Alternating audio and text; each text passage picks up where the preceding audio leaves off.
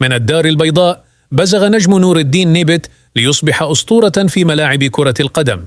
مسيرة حافلة بالإنجازات قاد فيها المنتخب المغربي والوداد الرياضي، أونانت الفرنسي، وسبورتينغ لشبونة، وديبورتيفو لاكورونيا، وتوتنهام هوتسبير نحو التألق. تألق نيبت كقلب دفاع صلب، حسم المباريات بمهاراته الدفاعية الاستثنائية وأهدافه الحاسمة. مع الوداد البيضاوي المغربي لعب 85 مباراة، سجل 4 أهداف، فاز ب3 بطولات: الدوري المغربي وكأس المغرب ودوري أبطال أفريقيا وكأس العرب وكأس الأفرو أسيوي. مع نانت لعب 41 مباراة وسجل هدفا واحدا.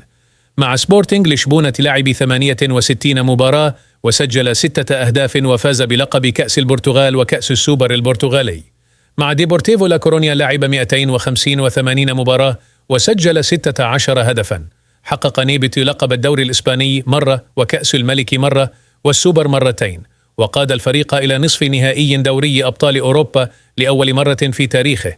يعتبر نيبت ثاني لاعب مغربي يتوج بلقب الدوري الإسباني بعد عربي بن مبارك ثم صلاح الدين بصيرة في نفس السنة. يعد نيبت واحدا من أفضل المدافعين في تاريخ إفريقيا، قصة تلهم الأجيال وتؤكد أن الإصرار والعزيمة هما مفتاح النجاح.